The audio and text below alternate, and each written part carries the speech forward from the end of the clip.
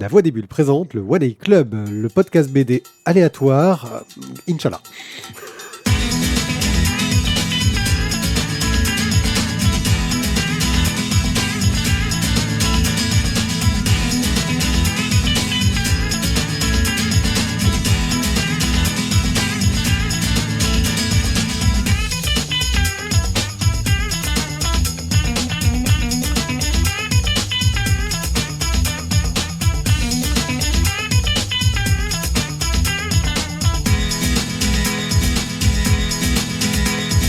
Coucou les gens, je suis One A Pied, j'ai toujours les mêmes trucs qui font halluciner Thio, qui ça le fait rire à chaque fois, je ne sais pas pourquoi.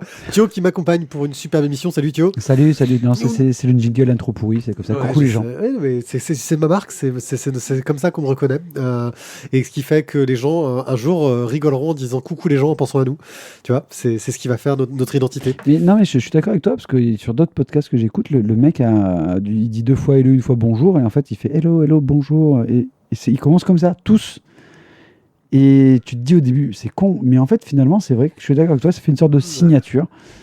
Et une signature pour un podcast qui parle de bande dessinée depuis, plus de 10 ans, monsieur, et qui a su évoluer, a su se préparer et a commencé à être plus professionnel, à écrire ses chroniques, à se préparer fortement, mais pas aujourd'hui.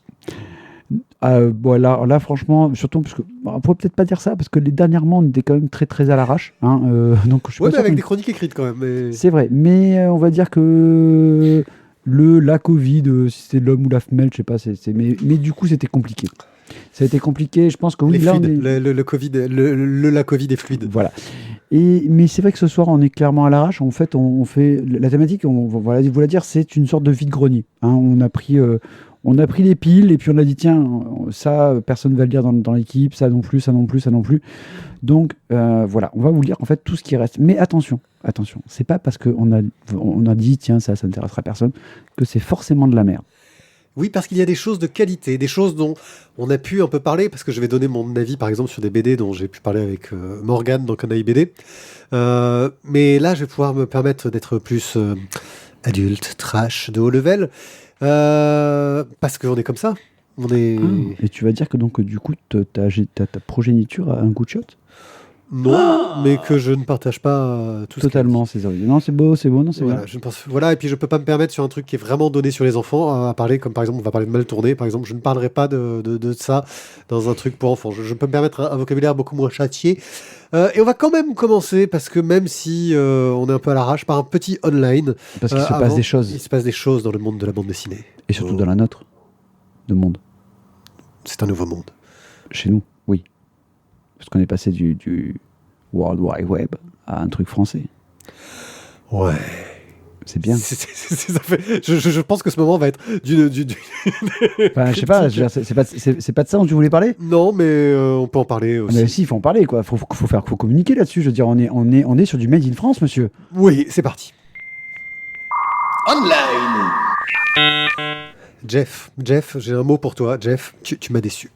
Jeff, j'ai toujours trouvé que tu avais su être précurseur, novateur. Les gens se moquaient de toi quand tu étais petit à l'école. Ils disaient, tu n'y arriveras jamais à rien, ton projet c'est de la merde. Personne ne pourra nous passer dessus, car nous, on est les anciens, on maîtrise le sujet. La littérature ne pourra jamais se passer de nous. Personne n'achètera jamais sur Internet. Mais Jeff, tu as su les enfiler bien profond et leur montrer que c'était toi le boss. Quand ils ont essayé de t'avoir en te faisant payer des frais de port, t'as dit d'accord, je vais faire payer des frais de port à 1 centime dans votre face, les gars.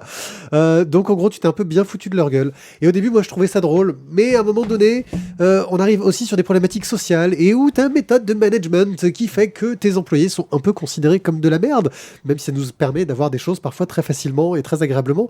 Même si, effectivement, quand tu compares le service après-vente d'Amazon à celui de n'importe quelle autre boîte, c'est quand même voilà. Bref, il y a beaucoup de points positifs sur Amazon, mais on me l'a fait remarquer, on ne pouvait pas rester chez Amazon. Oui, chez Amazon, c'est comme ça qu'on doit dire, hein, on fait la liaison, monsieur. Éternellement. Nous sommes donc passés chez Bubble sur tous les liens d'affiliation. Jusqu'ici, quand vous cliquiez sur les couvertures des bandes dessinées, vous étiez ramené chez Amazon et on touchait une petite somme pour chacun de vos achats. L'avantage, c'est que ça suivait un peu votre parcours, c'est-à-dire que si vous alliez ensuite acheter une télé à 2 000 €, on avait une petite petit pourcentage du prix de la télé à 2000 euros. Et c'était cool. Bon, là, on passe chez Bubble. Ils vendent pas de télé. C'est un peu le défaut. Mais ils proposent surtout quelque chose, moi, que je trouve très intéressant. Parce qu'ils ont un réseau de librairies partenaires et qu'on peut commander chez Bubble et aller retirer le bouquin chez son libraire.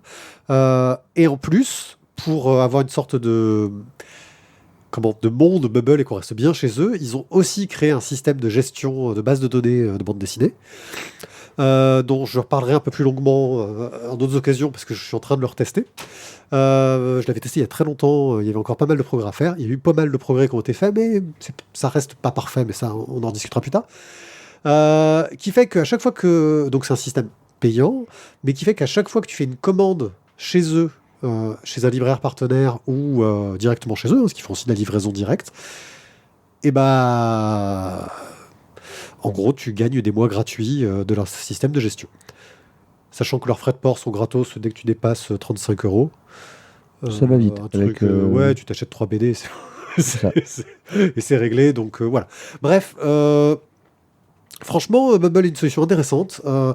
On espère qu'on va réussir à mettre ça en place, une petite interview d'un des créateurs de l'application et de leur responsable du côté média, parce qu'ils ont aussi pas mal développé le côté média de Bubble. Ils sont développés dans plein de domaines, un côté édition aussi. Mais ça, on en reparlera plus tard.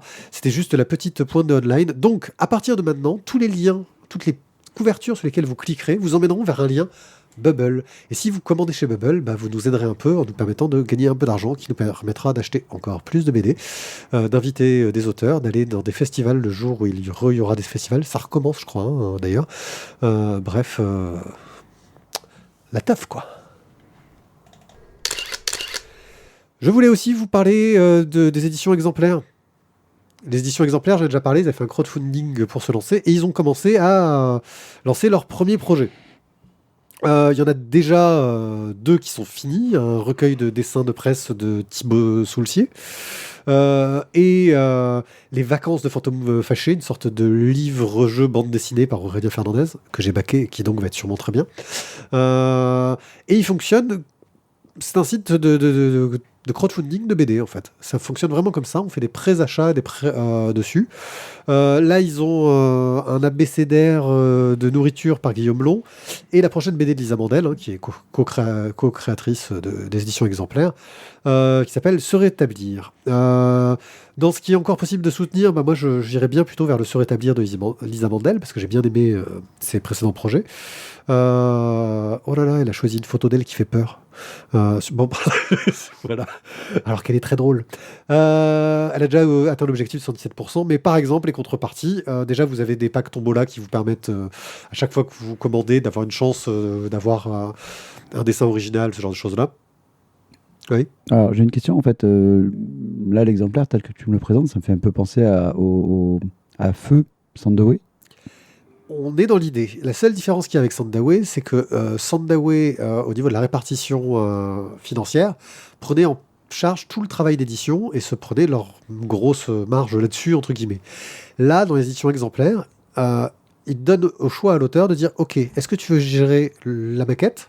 Si tu veux pas, on prend un peu plus de ta part. » En fait, l'auteur a une grosse part, et en fonction de ce qu'il est prêt à faire pour son livre, il touche une plus ou moins grosse part, tout simplement. Donc la répartition se fait de façon plus logique, et tu es vraiment payé en tant qu'auteur pour le travail fait. Parce que souvent, de plus en plus, les petits éditeurs ou quoi que ce soit vont demander, ou même les gros, vont demander aux dessinateurs de leur refiler les fichiers nickel, scannés, propres, etc. Normalement, pendant des années, c'était pas le travail. Avant, tu amenais tes planches à l'éditeur et c'était lui qui les scannait, qui les nettoyait, qui les mettait en page, qui corrigeait les fautes au lettrage. C'était pas l'auteur. Tu vois Ok, voilà. Donc ce côté-là. Mais si tu veux aussi toi-même créer l'impression, parce que tu connais un imprimeur avec qui tu t'entends bien, tu peux gérer ce côté-là. Si tu veux toi-même gérer la livraison et le transport, tu peux recevoir les palettes à la maison et toi-même gérer tout ça. Bref, tu es un peu libre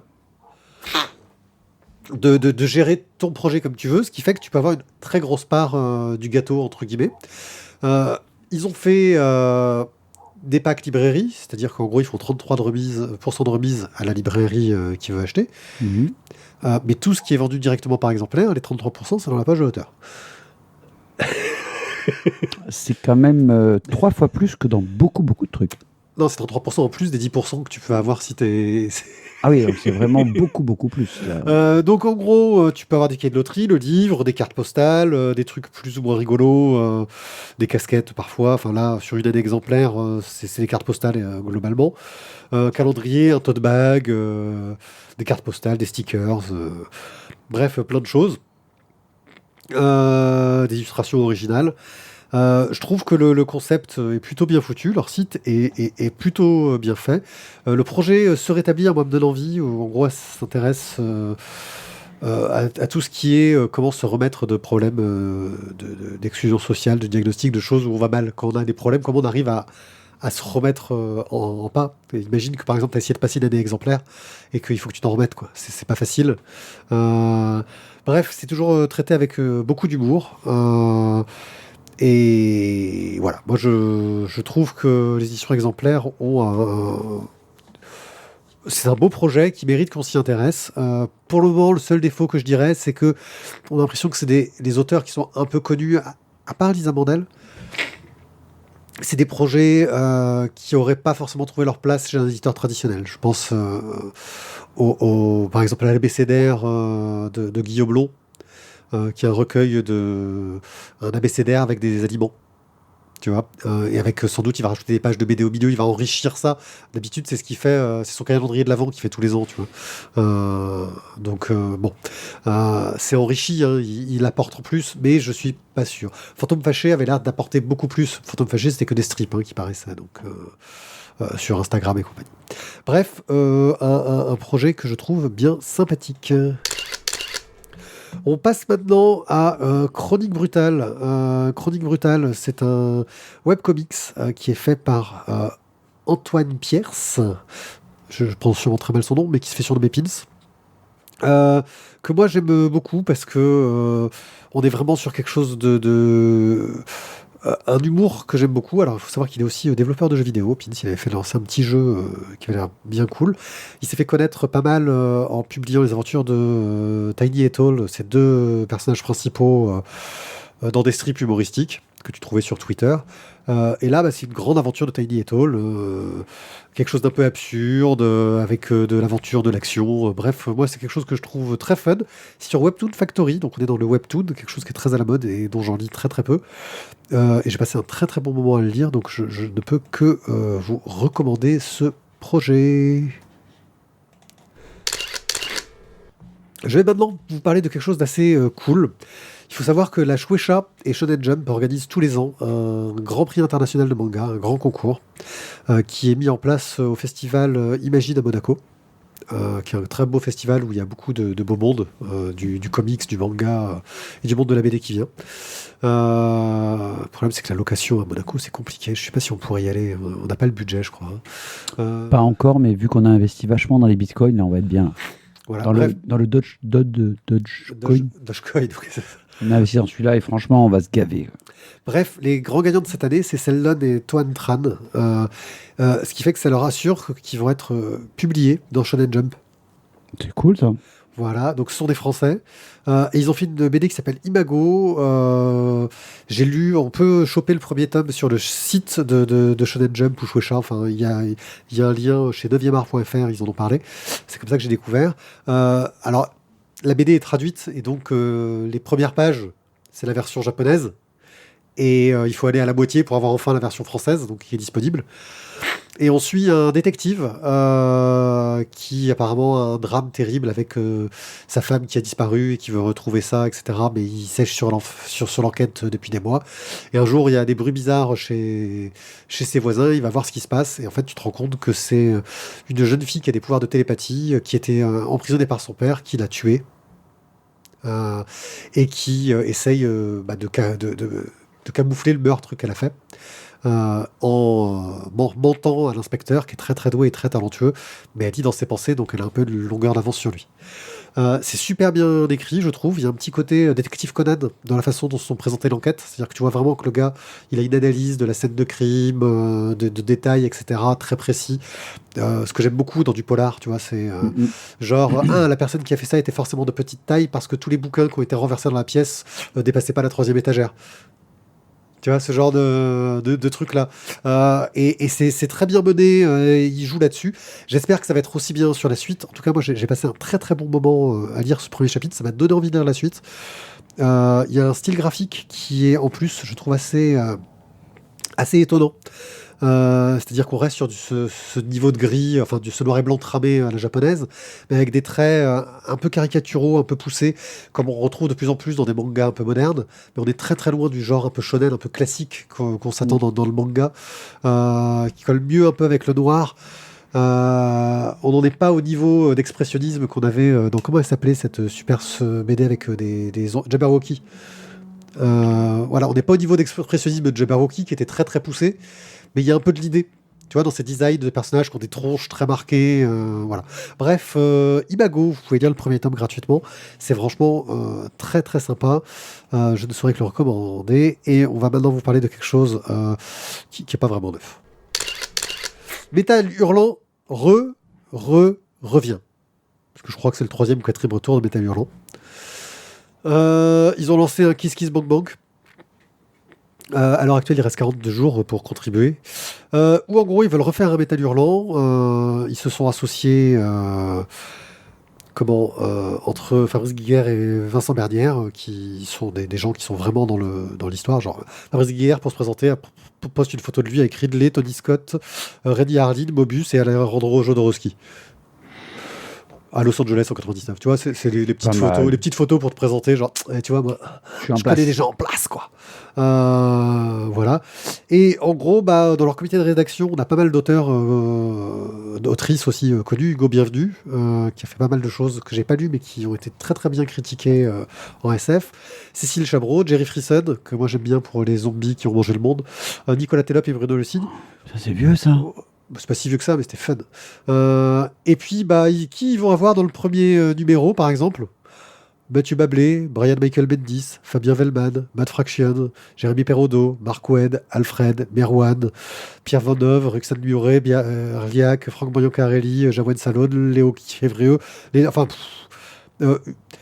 Ça, c'est les gens qui vont faire la BD. Et puis sinon, en auteurs qui vont parler, il y a William Gibson, Alain Damasio, Enki Bilal, Xavier Mauméjean, Laurent Kessy, je cite que ceux que je connais. Du beau monde. Ça va être du format MOOC, genre du 200 pages, tu vois, bien gros, avec 280 pages, avec 220 pages de BD, 60 pages de texte. Que des histoires courtes, c'est ce qui est pas mal dans ce genre de projet en général. Et l'idée, c'est que c'est du 20 € le tome et tu fais un abonnement trimestriel pour 4. Voilà. Donc Métal Hurlant revient sur Kiss Kiss Bank Bank et moi je trouve que le projet donne quand même envie parce qu'il y a du beau monde. J'espère que ça durera plus que les précédents projets de retour.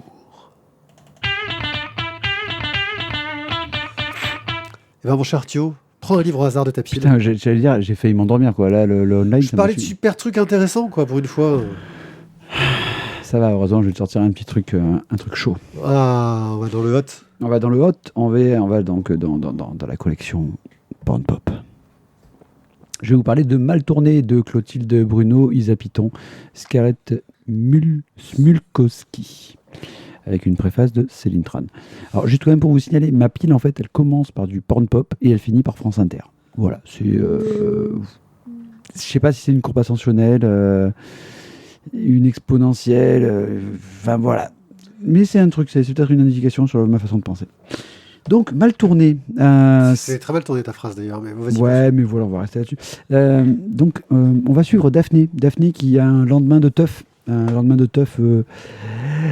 Dur, très dur. Le matin où tu te réveilles et tu te dis attends, il va falloir que j'essaie de remettre bout à bout tous les morceaux de la soirée parce que je crois que j'en ai oublié une grosse partie. Elle y arrive, voilà, mais c'est pas facile, clairement. Et il va y avoir un truc dans sa journée qui va pas être cool. C'est qu'elle va s'apercevoir en fait que dès qu'elle pense à un truc ou dès qu'elle se balade dans la rue, en fait tout ce qu'elle voit, ça tourne mal en fait. À chaque fois ça vire au porno. En fait, de voir une fontaine, elle imagine que en fait c'est des vulves qui ont un orgasme sur elle. Donc tu vois, elle est toute mouillée. Dès qu'elle voit un lampadaire, ça devient une bite. Dès qu'elle voit, elle est dans une réunion avec sa chef, en fait, elle a l'impression que sa chef est en train de s'envoyer en l'air avec son secrétaire, quoi, qui lui fait un petit cuni comme ça en pleine salle de réunion. Donc, en fait, Daphné a des hallucinations. Voilà. Le problème, c'est que du coup, c'est un peu handicapant quand tu as des hallucinations avec des gens autour de toi et qui, eux, ne comprennent pas ce que tu vois toi. Donc forcément, elle se dit qu'elle va pas bien, elle va voir une copine qui toubille pour qu'elle donne des médocs. Et voilà.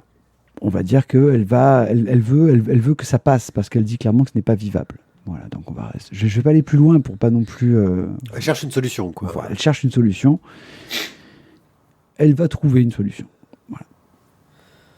Qu'est-ce que j'en ai pensé ? Alors, pour une fois, je vais être honnête, ce n'est pas Tizak qui a demandé un truc de Pornpop, parce que normalement, c'est lui qui fait ça et qui ensuite dit qu'il était bourré et qu'il ne sait pas ce qu'il a demandé. Il est souvent bourré quand on lui demande de choisir les SP. Les SP, ouais. Surtout que c'est en pleine journée pendant qu'il bosse. Voilà. Et des fois, on lui dit mais pourquoi t'as demandé ça ? Oh, je sais pas. Ça ressemblait à du gym, mais en moins glauque. Tu vois, c'est. Alors ça, c'est quand même un beau tacle à la gorge, mais alors gratos, il est pas là. Et en plus, il l'écoutera pas. Il l'écoutera pas, donc on s'en fout. Ouais, non, c'est ça. Bon. Donc du coup, je l'ai demandé parce que j'étais attiré par le sujet, en fait. Je me posais la question de comment est-ce qu'ils avaient pu le traiter. Je trouvais que l'idée était originale. Au niveau du dessin, moi, je trouve que c'est un dessin qui est très fun. Ça passe très, très bien. Oui, il y a un côté humoristique, réalisme et humoristique. Réaliste humoristique, tout à fait, qui fait que ça fait bien le taf. La couleur est excellente. Vraiment, voilà, tu as tout. Moi, le seul truc qui m'a un petit peu déçu, c'est la fin. Ils ont trouvé, il y a une fin, l'histoire, hein, donc c'est vraiment le one-shot. Il y a un joli calligraphique après. Mais j'ai trouvé que c'était un peu rapide comme fin. J'ai trouvé qu'il y avait manqué un petit rebondissement pour expliquer pourquoi. Et ce pourquoi, je ne l'ai pas eu, en fait. Et c'est le seul truc que je trouve un peu dommage. Moi, j'ai passé un bon moment, finalement, même si tu te poses pas... faut pas se poser la question de pourquoi est-ce que ces trucs saugrenus lui arrivent et pourquoi est-ce qu'elle pense à ça et pourquoi est-ce qu'elle voit ça. Il faut se laisser porter par le move et c'est un peu comme une sorte de Las Vegas Parano, tu vois. Voilà, tu vis les tripes cosmiques que vivent les deux gars et c'est pareil avec Daphné. En fait, tu suis ces tripes et ça passe bien. Ouais, mais oui, c'est aussi intéressant, je pense, au niveau de la curiosité, parce que je crois que c'est parce qu'on on est à la bourre quand même sur ce genre de bouquin. C'est un des premiers Pornpop sortis, donc une collection dirigée par Céline Tran, qui est une ancienne actrice porno, et qui donc a maintenant fait du développement personnel. Elle est actrice aussi standard, on va dire. Bref. Et c'est vrai que ça avait aussi un côté intéressant parce qu'on voyait que donc chez Glénat, ils essayaient de faire quelque chose qui soit du cul, mais pas que du cul masturbatoire, tu vois. Du cul pour essayer de raconter quelque chose autour de la sexualité, sans avoir les limites que tu peux t'imposer dans ce que tu vas montrer, et en essayant peut-être de traiter de sujets un peu différemment. Et ça t'a donné cette impression-là, toi ? Moi, je l'ai pas lu, hein, donc... À part le côté humoristique. D'une part, en fait, ça te change un petit peu de ce qu'on avait déjà vu ou lu sur d'autres BD érotiques, quoi, où tu avais quelque chose qui était. Je me rappelle une bande dessinée où c'était refilé, qu'on voulait plus voir, un truc sur un amour lesbien, mais je sais plus le titre. C'est pas grave. Voilà. Ouais. Moi, je trouve que l'histoire est sympa. J'étais un peu déçu par le point final, on va dire. Comment est-ce qu'ils l'ont ramené, ce dénouement. Mais j'ai passé un bon moment et puis bon, voilà. Après, je vous dirais, oui, c'est peut-être pas à acheter, mais c'est quand même intéressant à lire. À offrir. C'est prévu. Recevoir, plaisir d'offrir. Plaisir. C'est pour Tizak, je lui offrirai pour son anniversaire. Oh, bien joué. Donc, mal tourné chez Glénat, connexion Pornpop par Clotilde Bruno.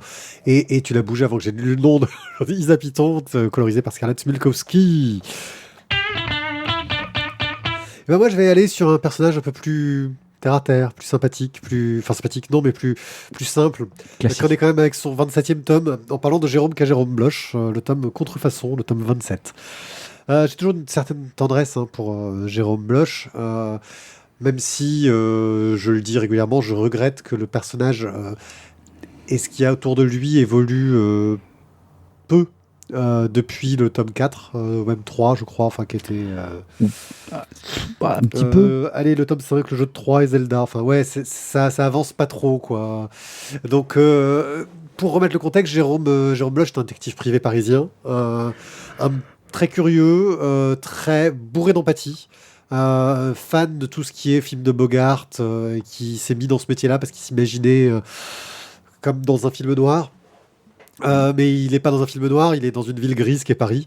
Euh, mais dans un petit quartier sympathique, avec bah, tous ses habitués, les voisins qu'il connaît bien. C'est le gars sympa du quartier, en fait. Euh, et il se retrouve toujours dans des enquêtes bah, intéressantes. Les enquêtes sont toujours super bien écrites, plus ou moins d'intérêt. Enfin, dans le sens où, non, c'est toujours de bonnes enquêtes, mais c'est très indépendant. Ça ne fait pas avancer le personnage et c'est mon regret. Euh, Pourtant, depuis quelques tomes, Dodier essaye de faire évoluer son personnage par petites touches de tome en tome. Sa relation avec sa copine qui évolue. Euh, le fait qu'il passe son permis de conduire. Euh, Ouais. Ce genre de choses. Mm. Ça fait 27 tomes qu'il doit le passer, quoi. Donc il se dit qu'il va essayer. On sent que Dodier essaye de faire un petit peu grandir son perso, mais qu'il n'est pas pressé. Vraiment pas. Dans cette histoire-là, il se retrouve à devoir faire une enquête sur un enlèvement, mais la vieille Rombière, on peut le dire, qui l'embauche, est persuadée que c'est un faux enlèvement, parce qu'il y a une demande de rançon au milieu.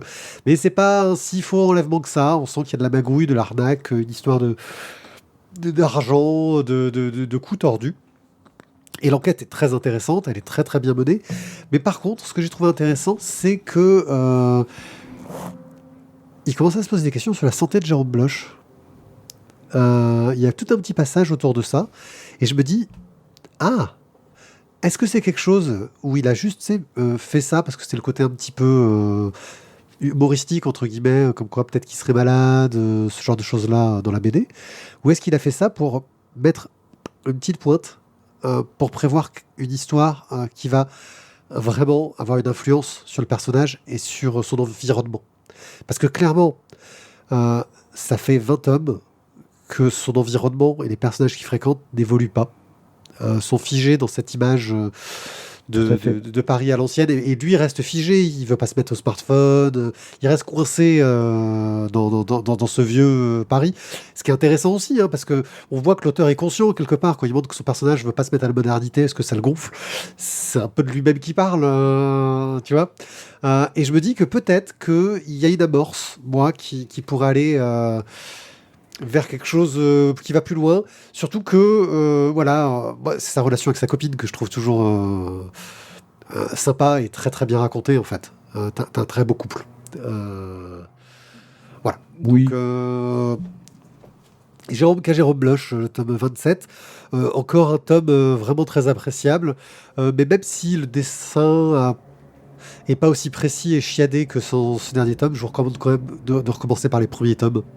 Euh, pour vous attacher un peu plus au personnage.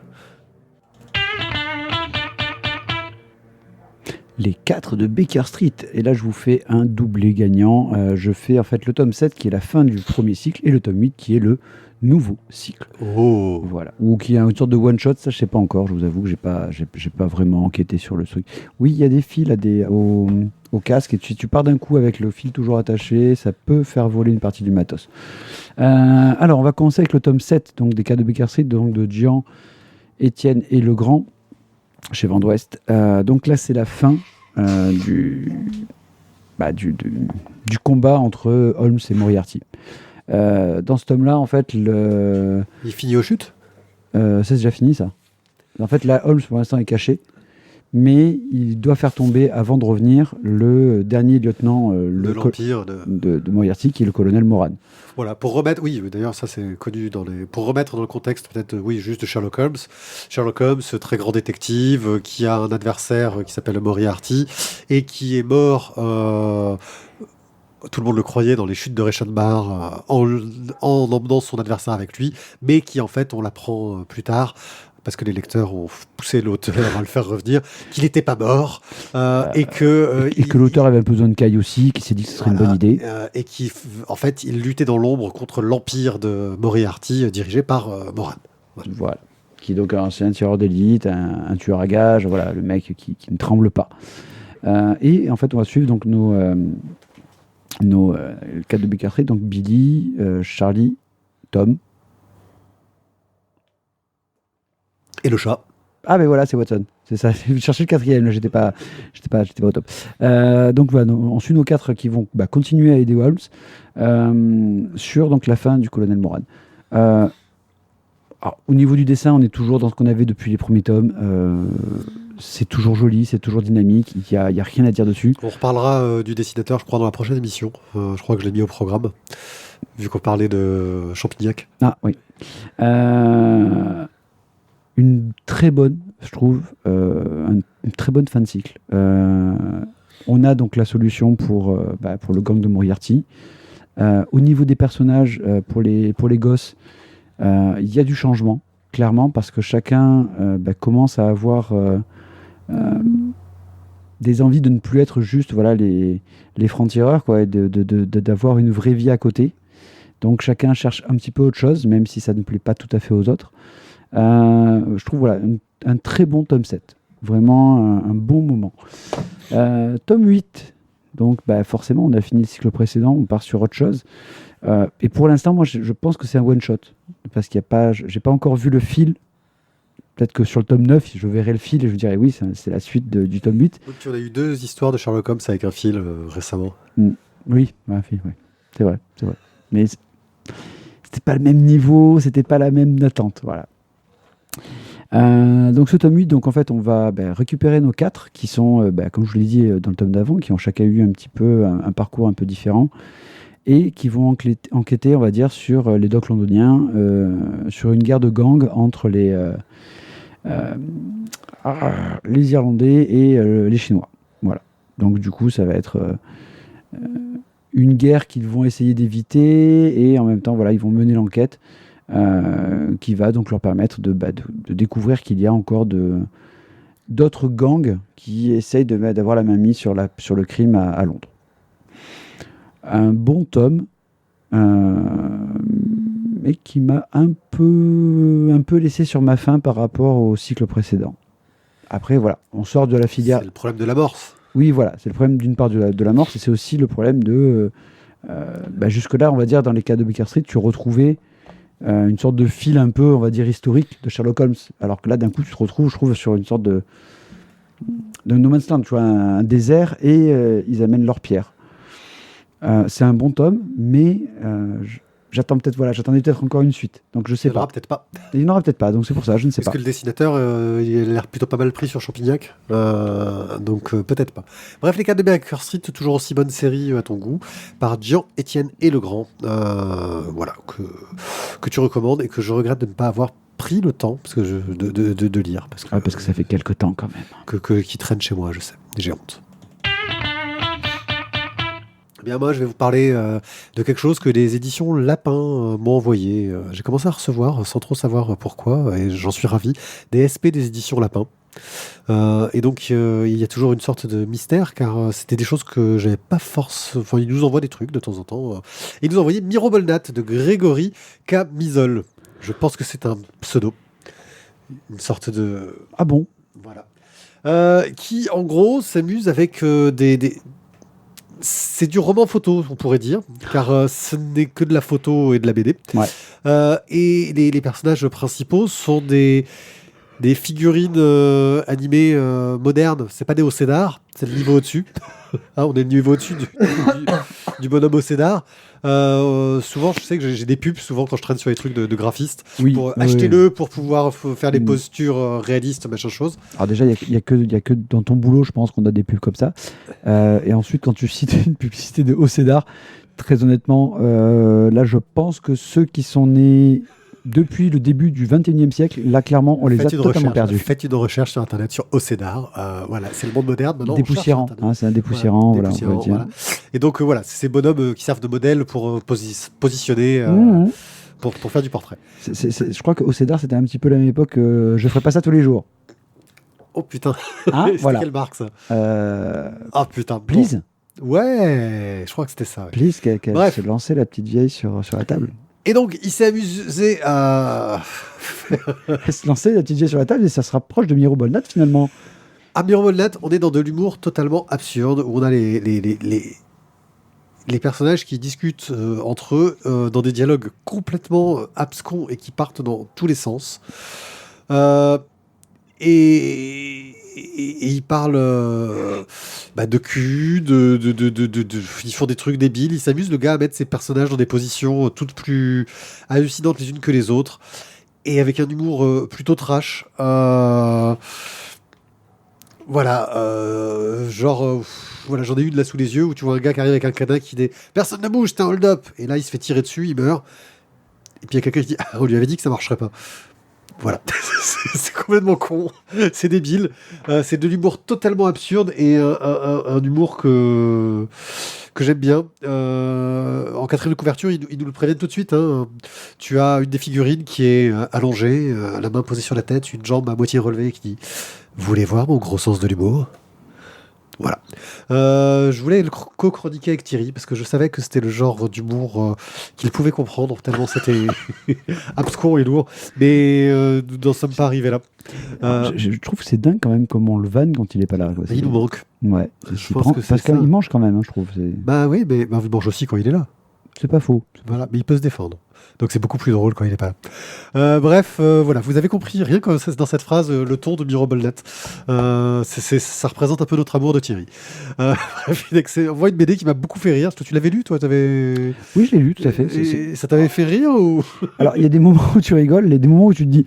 elle n'a pas compris. Voilà, c'est ça. Je comprends pas. Mais c'est pas grave, parce que finalement, la page d'après, tu comprends et tu rigoles. Et puis des fois, tu dis, ouf, là, c'est limite quand même. Mais c'est ça, en fait. C'est une sorte de... Tu oscilles entre c'est drôle, c'est pas drôle, c'est gênant, mais tu passes un bon moment finalement. Mais par contre, je pense que voilà, ça c'est vraiment le bouquin. On va se le dire. Tu le mets dans tes chiottes et t'en feuillettes 4-5 pages. Il y en a un autre dans ta pile qui fait la même chose.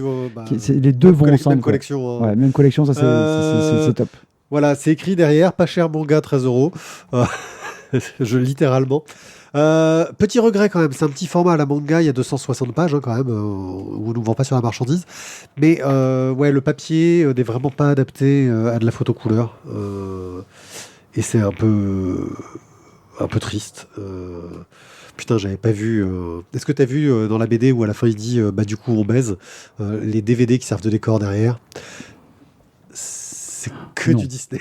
Ouais, pas... Voilà. Bon. Bref, Miro Bolnat aux éditions Lapin, pas cher, 13 €. Il paraît qu'il y a des crowdfunding qui marchent Ouais, et qu'il y a même des gens qui investissent dedans. c'est ça. Et c'est pour ça que tu nous parlais de l'effondrement. Exactement. L'effondrement ou le petit guide pratique, ludique et illustré de l'effondrement. C'est vivre la fin du monde dans la joie et la bonne humeur.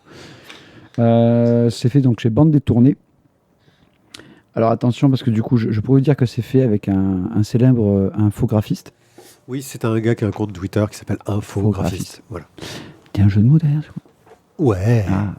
Alors après, je vais vous donner donc les noms des héros en fait. Donc on va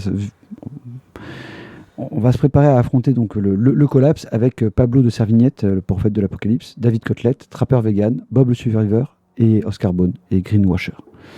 Alors comment l'effondrement est monté? Déjà de base, il faut quand même, je pense, expliquer ça. Donc, alors tu vas me dire, voilà, ils ont récupéré des vieux comics. Américains ou pas d'ailleurs, je sais même pas. Ouais, probablement américain, mais qui étaient un peu devenus libres de droit. Qui sont libres de droit, donc ils ont récupéré les images et ensuite ils ont mis le texte qu'ils voulaient dedans.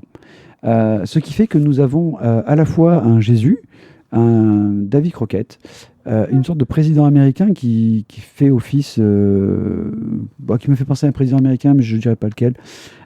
Et en fait, tout ça avec un dialogue totalement absurde. Ce qui fait qu'on se retrouve presque dans une sorte de... C'est pas le Grand Détournement. Oui, c'est ça. Le Grand Détournement, voilà, qui était un film Canal à On l'époque. est totalement dans l'idée du Grand Détournement. Hein. À la différence que dans le Grand Détournement, c'est souvent des images de films connus. Oui. Là, faut vraiment être très très très pointu pour connaître les comics qui sont détournés, quoi. Oui, parce qu'après, mais je me dirais surtout, c'est qu'il y en a un qui me fait peur, c'est que donc ça veut dire qu'il y a eu un comics de Jésus. Ah non, mais il y a eu des comics de tout, monsieur. Oui, je sais bien, c'est ça le problème. Et je te parle que des comics. Imagine les mangas. C'est encore pire. Bon. Donc, du coup, on va traiter avec beaucoup d'humour et d'absurde, on va dire, toutes les calamités qui touchent la Terre. Mais c'est bien. C'est bien parce que je trouve déjà que juste le fait d'avoir réussi à réutiliser des images, que ça colle avec le texte que tu fais et que ça donne, je trouve, une sorte de décalage qui est assez énorme entre le propos et ce que tu vois. Ouais, il y a un putain de travail de montage parce qu'ils ont remonté Ah les oui, planches oui, et de lettrage qui est assez. qui est hallucinant, quoi. Et c'est vraiment un pur bonheur. Après, voilà, c'est totalement absurde. Je pense qu'on est un peu dans le mirobolnat, mais il n'y a pas de problème de cul là-dedans.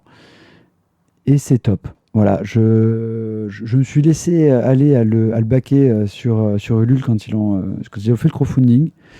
Mais j'ai vraiment pas été déçu parce que j'ai trouvé une sorte d'ovni, comme on les avait définis à un moment Il donné. n'y a pas un côté, comment ça s'appelait, Bureau des machins choses? Non, putain, un truc sur Canal où qui utilisait des vieilles émissions de VHS où ils refaisaient tous les dialogues. Ah putain, je trouve plus le nom, c'était très drôle.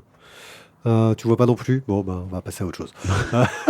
C'était un gros blanc, c'est pour pas faire trop de blanc, mais c'était très drôle, que j'aimais beaucoup. Bref, l'effondrement, donc, en partie avec infographistes et plein de dessinateurs dont on ne connaît. Je sais pas ils donnent le nom des dessinateurs quand même. Est-ce qu'ils donnent le nom des sources? Alors, attends, moi j'ai Eubertier et Yves Girard. Ouais, donc ça, c'est les auteurs originaux. C'est l'auteur, Mais est-ce qu'ils donnent le nom des sources des comics? Parce que ce serait quand même le mode des choses. Alors, Oui, ils disent bien que le comics n'a pas été dessiné par Non, les ce auteurs de Cosmic. ce comics. Ce comics, oui, donc oui, tu parlais du grand détournement, je suis désolé, mais tu sais, ça commence par ce film n'est pas un film, voilà, Euh, sur le cyclisme. Mais je crois pas en fait. Voilà. Parce que. Peut-être que c'est aussi des sources qui ont été perdues, ça arrive, mais bon. Non, parce que franchement, il aurait fallu, je pense, à Ouais, mon parle dans avis, ton micro. il aurait fallu une petite quinzaine de pages pour faire toutes les sources, je pense, et ils y sont pas. Ok, bah voilà, passons à la suite.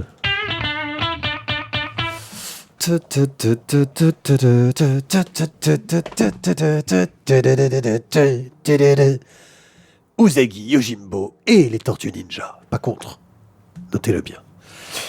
Usagi Yojimbo, un lapin samouraï, enfin Ronin, car il n'a plus de maître, est une bande dessinée de Stan Sakai que nous adorons et nous avons beaucoup parlé jusqu'ici, qui fait suivre les aventures parfois politiques, parfois fantastiques, de ce Ronin dans un Japon médiéval. C'est quelque chose... Oui, tu as dire un truc? Le message à caractère informatif. Voilà, message à caractère informatif. Merci. Ouh. C'était l'émission que je cherchais. Bref, les Tortues Ninja, bah ça tout le monde connaît. C'est un comics indépendant, mais vraiment indé. Et puis un jour, ils ont réussi à vendre les droits pour faire un dessin animé et c'est devenu plus indé. En gros, hein, pour résumer. C'est bien résumé. Et un jour, bah, ils ont invité Usagi Yojimbo dans le dessin animé. Avec une histoire de voyage dans le temps, avec le gars qui avait un look de hockeyeur ou je sais pas quoi dedans. Ouais. Bref, voilà. Clairement, le dessin animé n'était pas du tout dans le même style que la bande dessinée à l'origine, qui était quand même vachement plus violente, action, etc. Et très décomplexée. Mais ce crossover vient aussi du fait que les auteurs originaux des Tortues Ninja et Stan Sakai s'entendaient bien. Et avaient déjà fait des petites rencontres, des petits crossovers pour le fun. Et là, ils en font un qui est on ne peut plus basique. C'est les Tortues Ninja, pour une raison que je crois même pas expliquer, se retrouvent dans l'époque des samouraïs et doivent lutter contre un des méchants récurrents de Usagi Yojimbo, un des méchants que j'aime le plus d'ailleurs. Et puis voilà, ils se fightent contre lui et à la fin ils rentrent chez eux et c'est fini. Bref, niveau scénario, ça n'apporte pas grand chose, si ce n'est le plaisir de voir la rencontre entre tous ces personnages, le dessin de Stan Sakai, le carnet graphique à la fin avec des dessins qui déchirent aussi un petit peu. Ça reste un tome qui clairement il n'y a pas grand chose dedans quoi. Aussi beaucoup de dessins.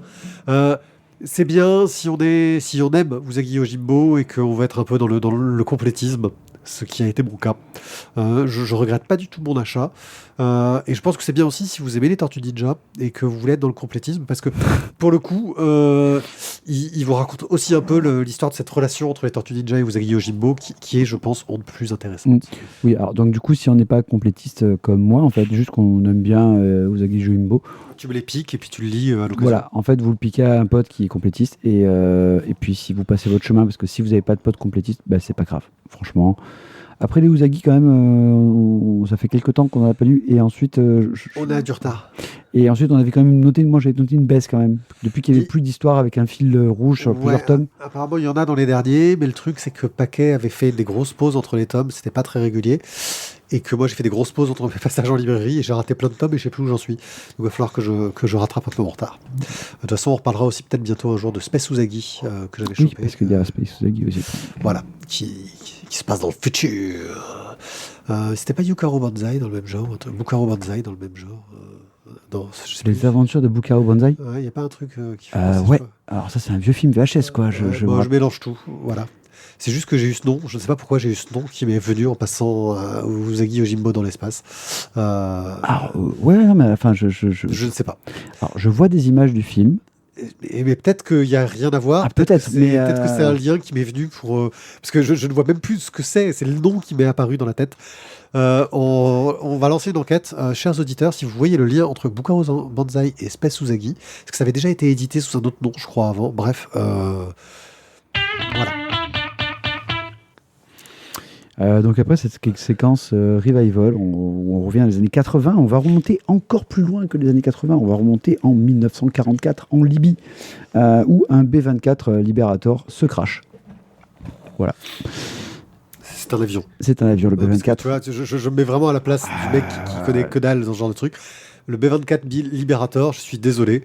Alors c'était pas la forteresse volante, c'était pas le B-17, c'était Moi, le modèle un peu en dessous, mais moi, qui était un peu pareil. Moi, le seul que je connaissais, c'était le B-42. C'était dans Tank Girl. En gros, c'est un joint avec 42 feuilles en forme d'avion. Et quand tu le fumes, à la fin, tu fais bah.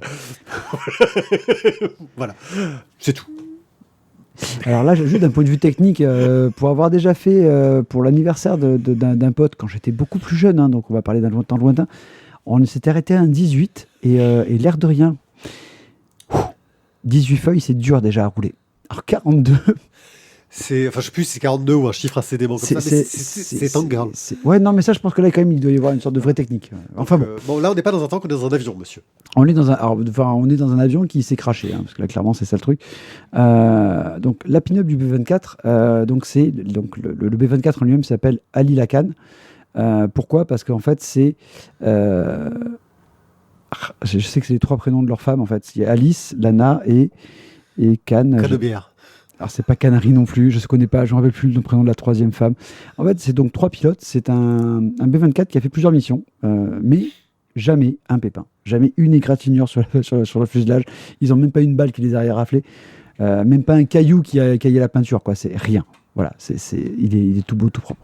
Et 5 mai 44, une mission qui tourne, mais alors au fiasco total. Le zinc s'écrase.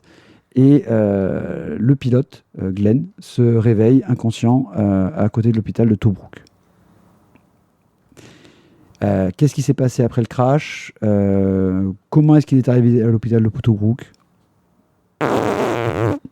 Rien. Nakash, Walou, il n'y a aucun souvenir. Il ne sait même pas pourquoi il est là. Un truc de malade. Bon. On est 10 ans plus tard, en 54, et le Glenn en question, désormais, est pilote. Ouais, c'est mes rideaux qui se ferment automatiquement à une certaine heure. Excusez-moi. Ça surprend. Hein. Ouais, c'est juste un rideau qui fait tac, tac, tac, tac dans mon dos, ça me dit, ok. Donc le pilote, donc 10 ans après, est désormais en fait pilote pour une société d'exploitation pétrolière qui travaille en Libye. Et il essaye de retrouver en fait le B-24 qui s'est écrasé, son B-24. Voilà. Et donc du coup, on passe dans ce premier tome. Oui, parce que excusez-moi, c'est un diptyque. J'ai les 2 tomes et donc je vous parle des 2 ce soir. Beau boulot. Ouais, excusez-moi. Donc du coup, là, premier tome, il cherche son B-24 et il va nous raconter l'histoire de Ali Lakan, donc son B-24. Et comment, avec ces trois potes, Oui, ils par ont flashback, été etc. flashback, on revient sur la guerre, comment ils ont rencontré leur femme et ainsi de suite. Et ce qui les a amenés, on va dire, jusqu'au crash. Et hop, on termine le tome 1er. Glenn a retrouvé le Alilakan. Tome 2, désormais Glenn a le B-24 sous les yeux, sauf que l'avion avec lequel il est arrivé, il s'est crashé avec aussi. Pas de bol, quoi. Il n'a pas de bol, ouais. Donc du coup, il est de nouveau en plein désert à côté de ce B-24, et il se dit que vu qu'il va peut-être cette fois-ci vraiment crever dans ce putain de désert, il se dit, écoute, je vais essayer de trouver pourquoi est-ce qu'on s'est crashé à ce moment-là, qu'est-ce qui a raté ce jour-là et qu'est-ce qui a pu se passer dans les jours qui ont suivi, dont je n'ai aucun souvenir, vu qu'il s'est réveillé, lui, directement à l'hôpital de Tobruk. Pourquoi le titre c'est la pin-up? Parce que là je veux dire que tu me parles du B-24. Alors je sais qu'il y avait des pin-up sur les avions, etc. américains, que c'était la classe.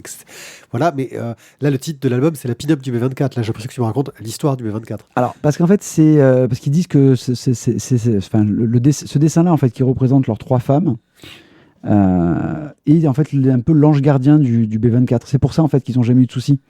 C'est parce qu'ils ont cet ange gardien qui a toujours veillé sur eux. Et que donc, pourquoi est-ce que ça s'appelle la pin-up du B-24? Parce que voilà, c'était leur ange gardien, et que leur ange gardien a failli une fois, et que ça a mené à la mort des deux autres, et au troisième qui Ok, c'est un peu plus clair. Voilà, qui se sent coupable de tout, quoi. Donc là, maintenant, on est dans le B-24. On est maintenant en 1955, si je ne me trompe pas. Peut-être une ou deux années près, parce que c'est juste avant la chute juste avant le mur de Berlin. Et on va avoir, on va dire, le fin mot de l'histoire. C'est-à-dire, qu'est-ce qui s'est passé le 5 mai 44 quand le B-24 s'est crashé, et pourquoi il s'est crashé. Je ne vais rien révéler plus, mais on va avoir des réponses. Et je trouve que ça... L'insolation, oui, il est dans le désert. L'insolation, c'est forcément. La solution qui est trouvée donc justement au niveau du scénario, ça fonctionne, quoi. Ça fonctionne parce que d'un coup il y a une sorte de flashback qui éclaire, on va dire, tout le reste, et qui fait que c'est un peu... Moi j'ai trouvé, alors je suis désolé, peut-être que certains vont me dire que je vais vachement loin, mais pour moi la pin-up du B-24, d'un coup ça m'a fait un peu une sorte de Usual Suspect, et qui a fait oh putain, ah ouais, mais ça tourne trop bien, en fait. Ah oui. Non, mais je me suis... Mais écoute... Alors clairement, ça me donnait pas envie plus que ça. Même si je viens de voir que c'est Jack Manini qui est au scénar, et j'avais beaucoup aimé son Arthur Cravan. Je sais que donc, ce monsieur est un très bon scénariste. Mais clairement, moi, tu vois, ces histoires d'avion, machin chose... D'ailleurs, je suis étonné que ce soit chez Grand Angle et pas chez... comment il s'appelle? C'est chez Paquet, qui sont spécialisés dans les trucs sur les vieilles voitures et les avions. C'est vrai, c'est pas faux. Mais voilà, moi, je me suis régalé. J'y suis allé au départ parce que ça s'appelait la pin-up du B-24. Les pin-up. Tu voulais voir une pin-up? Voilà, il y avait les pin-up, il y avait les B-24. Écoute, quelque part, tu fais voilà. Hein, c'est vendeur, je suis désolé. Ouais, oui. Voilà, c'est vendeur. Bon, ouais, voilà.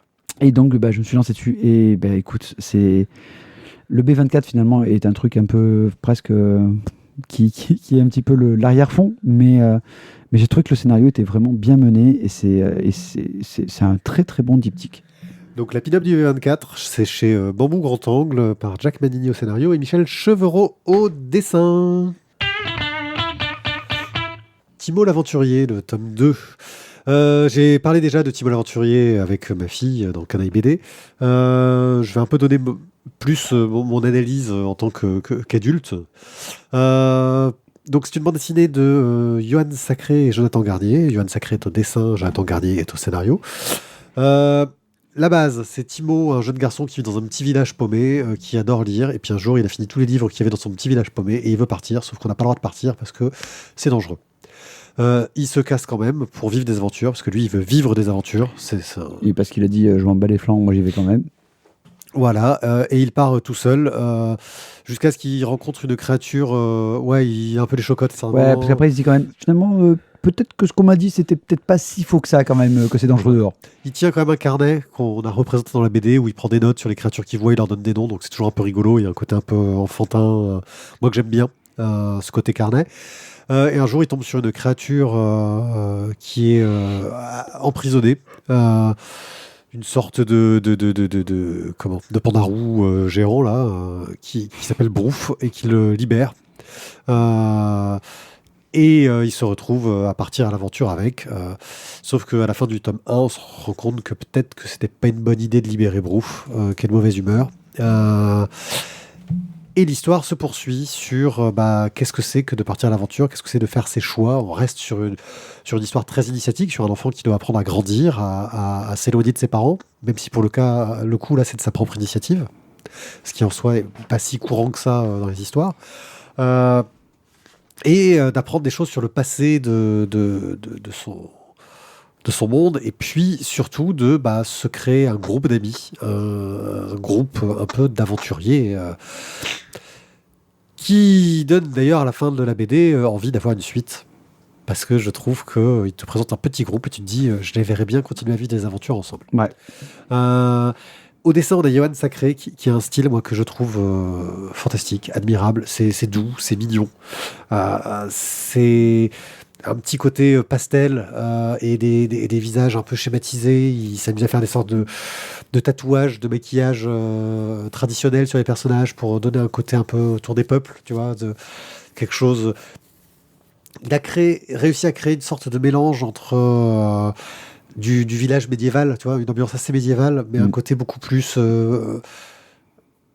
presque polynésien, mais on est dans un truc plus nordique aussi. Il y a un mélange de culture, je trouve, qui est apporté par ses graphismes et son ton que moi j'ai beaucoup aimé.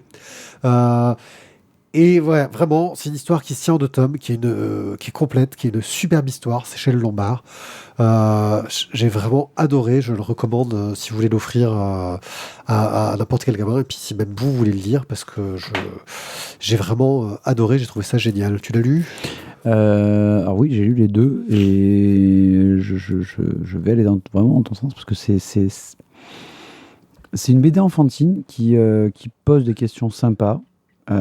Qui à aucun moment est vraiment dans le c'est bien, c'est pas bien, voilà. Et ton héros, en fait, il est ni blanc ni noir, quoi. Il fait des boulettes, il fait des choix qui vont prêter à conséquence, et chacun de ces choix va avoir une très grande conséquence très graves. Hein. Oui. Et ça peut être un peu violent si l'enfant à qui vous l'offrez est un peu sensible, quand même, sur certains sujets, mais violent dans le sens où c'est pas du sang, c'est pas du gore, c'est pas tout ça, mais violent dans les relations entre les personnages. Oui, parce que quelque part, il y a un village qui, quand même, lui dit clairement qu'ils sont pas du tout contents de ce qu'il a fait, quoi. Non, tu passes un très bon moment avec un dessin, comme tu dis, qui est super doux. Je trouve, voilà, c'était vraiment une très très bonne découverte que tu as fait de ce côté-là, monsieur le dictateur. Vraiment, bravo. Merci. On reparlera de Jonathan Garnier dans pas longtemps du tout. Les Tuniques Bleues, le numéro 65. Ah, ça faisait longtemps que tu n'avais pas parlé de cette bande dessinée de Raoul Covin et Willy Lambil. Eh ben oui, parce que c'est fini. C'est fini, monsieur. C'est fini, ils ont pris. bien le gars qui fait genre il sait pas. C'est exactement ça, mais c'est formidable. Donc du coup, parce que monsieur Raoul Covin a décidé de prendre sa retraite. Donc Dupuis a dit ok, tu prends ta retraite. Donc, sachant qu'ils avaient déjà un numéro 64 qui était prévu avec Lambil, donc du coup ils l'ont laissé le numéro 64, et là en fait c'est le numéro 65 qui est sorti avant le 64. Qui est sorti avant le 64. Parce que Lambil dessine de plus en plus lentement, ils sont plus trop jeunes non plus. Voilà, donc du coup ça se finit comme ça. Donc nouvelle équipe, donc là c'est les BK et Munuera. Donc les BK et Munuera au scénario, et Munuera qui dessine. Donc l'envoyé spécial va nous permettre de suivre toujours Chesterfield et Blutch. Au milieu de la guerre de sécession, hein, ça on va pas changer une équipe qui gagne. Les tuniques bleues, classique. Mais avec un petit ajout de personnage qui est donc un personnage historique, encore une fois, parce que dans les tuniques bleues, ça reste quand même ça aussi, quelque chose qui a toujours été, alors pas toujours, mais qui a quand même été grandement utilisé sur beaucoup de leurs albums. Un événement historique ou des personnages historiques de la guerre de sécession, qui sont utilisés pour justement illustrer un propos ou amener une réflexion sur un sujet cher à l'époque c'était Lambil et Covin, et là aujourd'hui donc c'est au BK et à Munuera. Sachant qu'il y a eu un autre dessinateur avant dont j'ai oublié le nom, Salverius. Alors Salverius qui a fait que sur les 3 premiers il me semble de mémoire, et qui est décédé. Et oui, rappelons quand même que les deux personnages ont des tempéraments très différents. On a celui qui est là pour suivre les règles et qui s'est engagé volontairement car il est fier d'être militaire. Chesterfield. Et on a l'autre Le patriote. qui n'a qu'une idée, c'est de déserter dès qu'il pourra. En fait, il n'a pas. Alors, je ne dirais pas que c'est déserté. En fait, juste Blutch a très bien compris que la guerre est une chienne, en fait, qui a qu'une seule envie, c'est de te tuer, et que lui, il a juste une furieuse envie de vivre. Ce qui fait qu'il va essayer de trouver toutes les techniques possibles pour survivre. Voilà, je pense que finalement, peut-être, est-ce que Blutch n'est pas le premier survivaliste ? C'est possible. Parce qu'il a quand même, voilà, pour redresser un petit peu, remettre un petit peu le personnage en contexte, il a quand même appris à son cheval, parce qu'il est dans la cavalerie, à son cheval, en fait, à feindre la mort. C'est-à-dire que qui est la classe. Quand il mène une charge, en fait, son cheval fait semblant de tomber si un obus tombe, un boulet de canon explose pas trop loin d'elle. Elle fait semblant de tomber et en fait, ils font le mort sur le champ de bataille jusqu'à ce que ce soit fini. Voilà. Et c'est justement sur un de ces champs de bataille que les deux personnages vont rencontrer donc notre envoyé spécial, une sorte de chroniqueur. Alors je crois que le vrai nom du gars, c'était, si je ne me trompe pas, alors j'ai Russell qui revient en tête, mais c'est pas son nom complet. On va dire Russell. Hein. Voilà. C'est donc qui était un vrai envoyé spécial pendant la guerre de sécession et qui a justement fait quelques billets qui ont fait un petit peu, on va dire, changer l'opinion publique sur le rapport qu'elle avait vis-à-vis de cette guerre. Parce que Russell, à l'époque, s'est justement hasardé à montrer autant le côté nordiste que le côté sudiste. Il n'était pas là pour faire de la propagande au niveau du journalisme. Du vrai journalisme. Du vrai journalisme d'investigation. Voilà. Plus, on va dire, un petit open passage dans un orphelinat avec nos personnages qui s'y réfugient avec donc Russell quand ils sont poursuivis par les sudistes, parce que forcément, il y a une sorte de trame avec un gros plan qui va se monter. Et au sein du même bouquin, on a plusieurs arcs narratifs, plusieurs histoires qui vont se mêler en même temps. Ça, pour le coup, c'est très moderne. Et ça, pour le coup, je suis d'accord avec toi, c'est très moderne. Ça change beaucoup de bande dessinée, on va dire c'est de la bande dessinée à papa, hein, sans être péjoratif, hein, des tuniques bleues. T'arrives pas au tome 64 sans... Oui, c'est ça. Non, mais après, moi j'aime. non, mais j'aime aussi. Voilà, voilà. C'est, comme je te disais, voilà, il y a deux bouquins moi, qui m'ont bercé, qui m'ont vraiment marqué, c'était les tuniques bleues que je lisais chez mon cousin à Bordeaux et les petits hommes. Les petits hommes, pour le coup, ont été modernes beaucoup plus vite. Mais... C'était différent. Mais je suis d'accord avec toi qu'au niveau de la narration, là, on a quand même un très très gros dépoussiérage. Clairement, on n'arrive pas donc avec une seule histoire qu'on en avait avant, ou peut-être aller une grande histoire, une petite histoire derrière. Là, on a plusieurs arcs qui se mêlent les uns aux autres, et toujours avec la même vocation de véhiculer un message dans les tuniques bleues et dans ce monde en guerre. Alors, mon avis de fan, c'est que mon petit cœur de fan de Lambi les Covins, il est un peu triste. Alors du coup, il a peut-être pas jugé ce tome 65 avec toute, je dirais, le pragmatisme et sans être, tu vois, un petit peu chafouin. Voilà. C'est pas l'original, quoi. C'est pas le vrai. Voilà. Donc peut-être. Mais c'est un tome 65 qui a, je trouve, énormément de qualité pour relancer la série. Faudrait que tu le relises avec du recul, quoi. Non, mais en même temps, je suis quand même te dire quand même qu'il a beaucoup de qualité, même si c'est pas le vrai, si c'est pas ma racine, quoi. Mais il a beaucoup de qualité et je pense que c'est une super relance en tout cas de la série parce que elle amène vraiment quelque chose de nouveau dans la façon de le raconter. Et là où peut-être que Lambi les Covins, ils étaient quand même sur, on va dire, comme tu disais, voilà, c'est l'écriture à papa. Oui, ils avaient leurs autres... C'est difficile d'apporter du nouveau sur une BD que tu fais depuis tout à fait, aussi longtemps, quoi. Et là, je pense que ça apportera du renouveau et peut-être que ça va justement permettre à d'autres personnes de rentrer dans les tuniques bleues alors qu'avant, on n'y allait pas.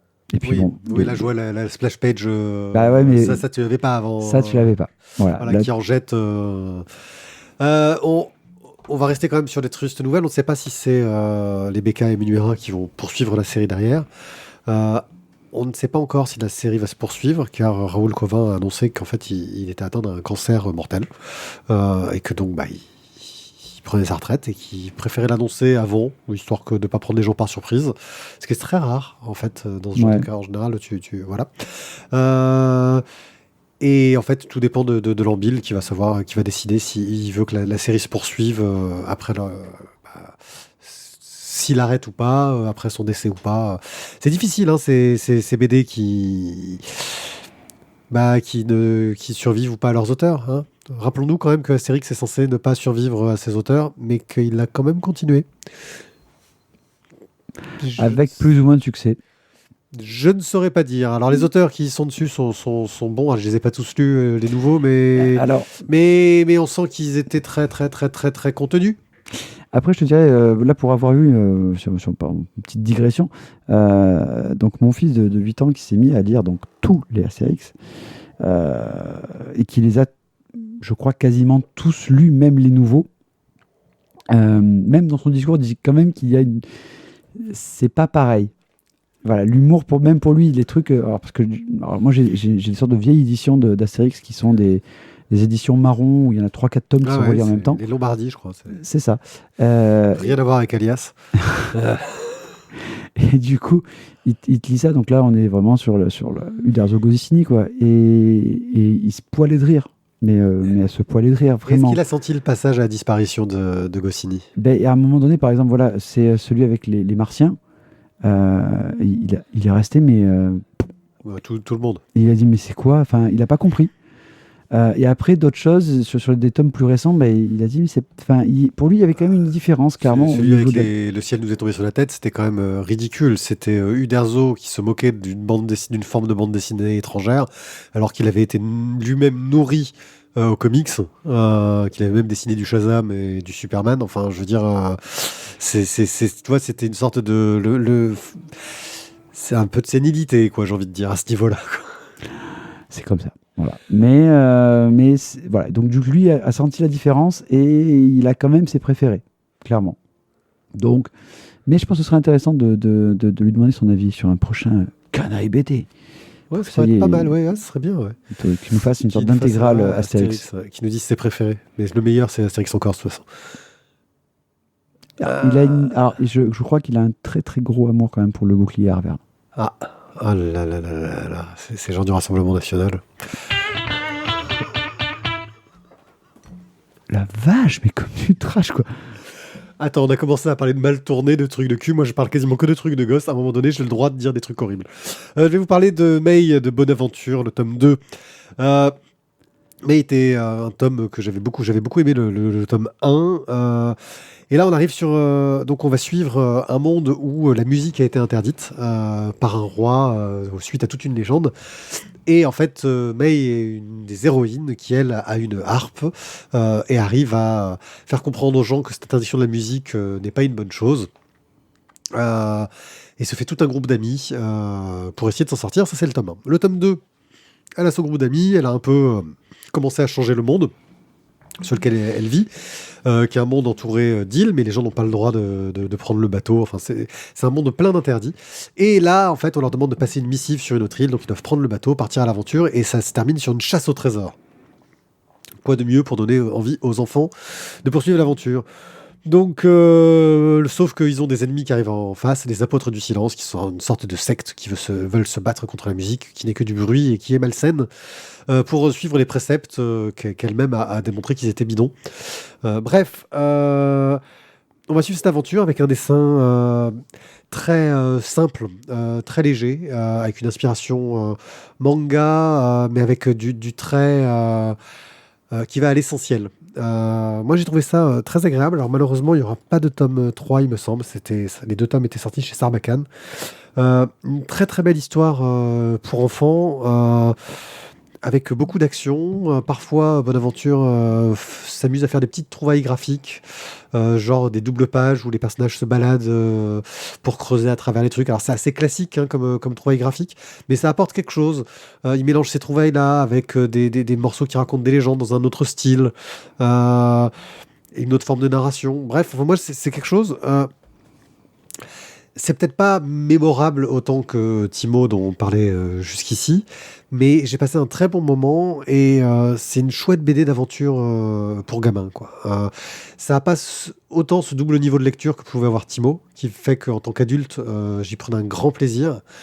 Mais c'est un chouette cadeau pour les gosses. Voilà, c'est la très bonne BD d'aventure pour gamins. Tu confirmes? Je confirme clairement parce que je trouve que c'est une. Après, on va dire, voilà, je vais me placer en professionnel de l'éducation. Oh. Mais c'est un bon bouquin en fait à mettre dans les mains des jeunes lecteurs parce qu'il est simple au niveau de la narration et qu'il est efficace. Donc, pour des CP en fin d'année ou des CE1, en fait, ils se régalent clairement et simplement. Donc, un bon achat. Tu donnes même le niveau de lecture. T'as vu, grosse dédicace à Evelyne. Ouais, surtout pour des niveaux qu'elle ne gère pas parce qu'elle fait que des collégiens. Mais c'est pas grave. Dédicace quand même. Donc, May par Bonne Aventure chez Sarbacane, le tome 2, Le Trésor du Roi Musicien. On poursuit notre avancée dans les contrées du livre. Et désormais, nous sommes chez France Inter. Oh. France Inter, bonjour. Oui, bonjour, vous écoute. Alors donc, l'émission de France Inter, Rendez-vous avec Monsieur X, qui était donc une émission historique. Eh bien, en fait, ces rendez-vous, on se retrouve avec le rendez-vous avec Monsieur X, avec des petits dossiers. Alors ici, donc, on a Dien Bien Phu, qui est traité par Dobbs et Monsieur Fab. On a l'affaire Pilecki, qui était qui est créé par Ducoudray et Martin. C'est la troisième bière, c'est pour ça que je suis désolé, je suis un peu fatigué. C'est que la deuxième en fait. Ah ben tu vois, c'est mauvais signe quand même quand j'arrive plus à les compter. Ah oui, il y avait un café au milieu, c'est ça le problème. C'est le café, ça a tout foiré.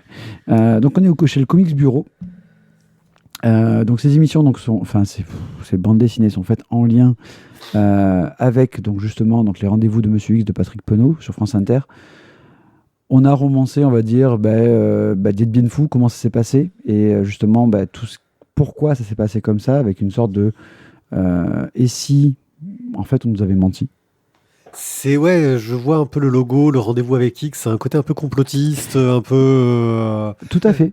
Mais en même temps, il y a des faits historiques qui sont replacés dedans, donc du coup tu te poses la question. Mais alors que tu te places du côté historique ou que tu te places du côté juste narration et fan, tiens, je vais lire un petit bouquin d'histoire. Tout fonctionne, que ce soit dans Dien Bien Phu ou dans l'affaire Pilecki. Des fois, voilà, juste l'histoire est tellement extraordinaire qu'elle se suffit à elle-même sans avoir besoin de temps à romancer, quoi. Dien Bien Phu, c'est un truc sans faire de mauvais jeu de mots, mais c'est un truc de fou.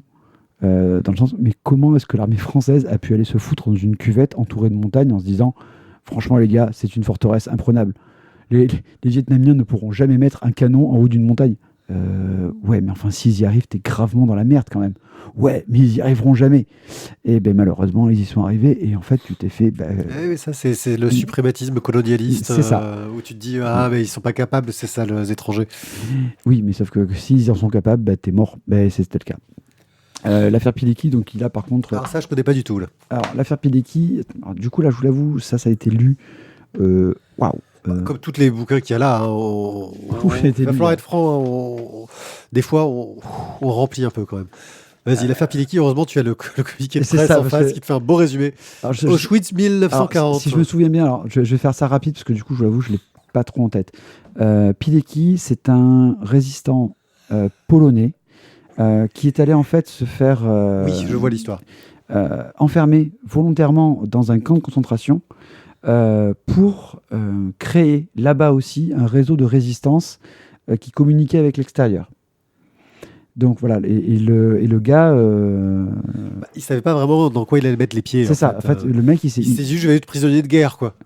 C'est ça, pour continuer le combat pour les gens qui sont déportés et les prisonniers de guerre. Sauf que bon, il s'est retrouvé dans un truc, il est tombé en enfer, quoi, le gars.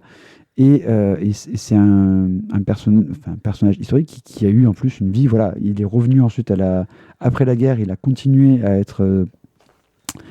Alors je crois que c'était. Je veux dire la Pologne, mais je ne suis pas certain. Je suis désolé. Le mec, même après la guerre, si tu veux, il est resté droit dans ses bottes et je crois qu'il a fini fusillé par les communistes. Parce que voilà, après la guerre, forcément, il était pas toujours pas du bon côté, quoi. Mais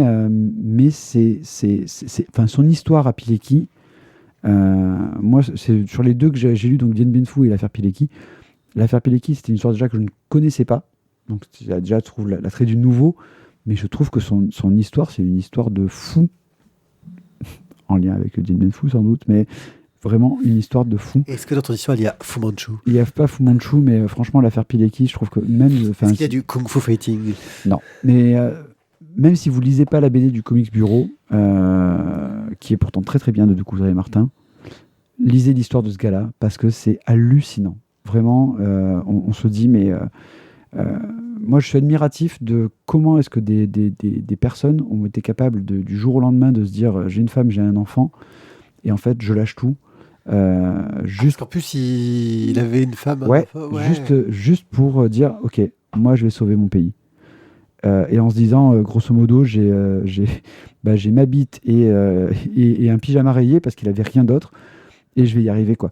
Et je suis admiratif, quoi. C'est un peu pareil que les mecs qui d'un coup ont écouté De Gaulle un 18 juin et qui ont dit ils avaient 18 ans, ils sont allés voir leur mère, en fait, écoute maman, on se casse, on va en Angleterre rejoindre le général De Gaulle parce qu'on veut sauver la France.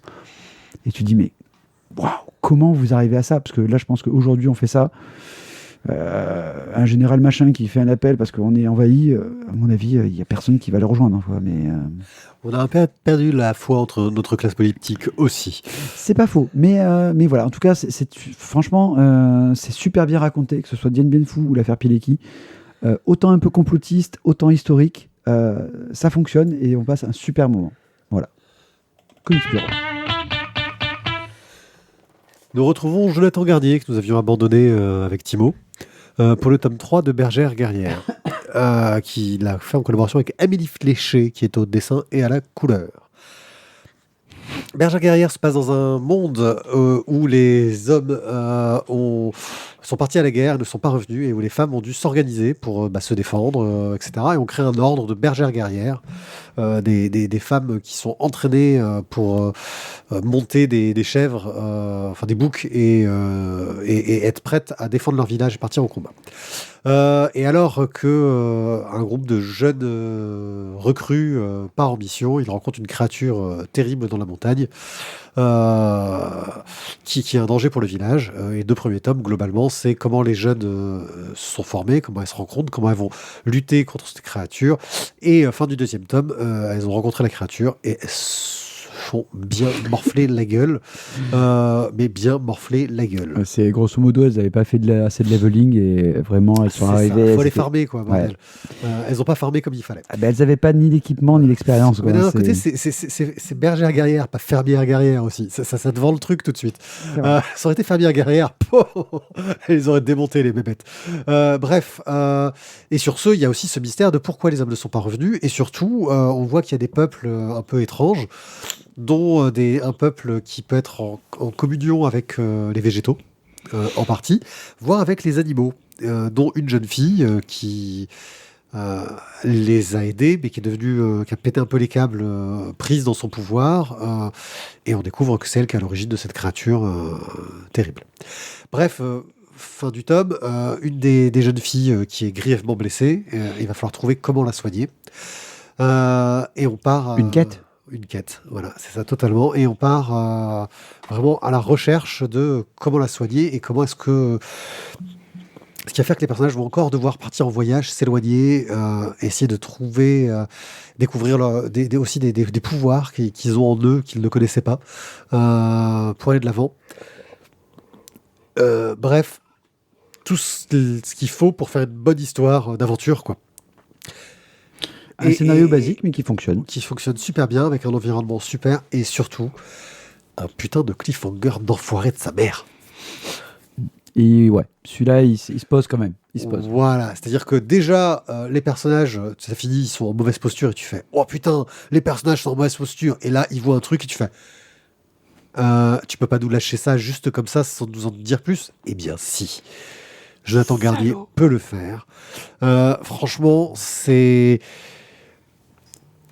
du même niveau que, je dirais, que Thibaut dans la narration, avec un côté plus feuilletonnant, pour le coup, quand même.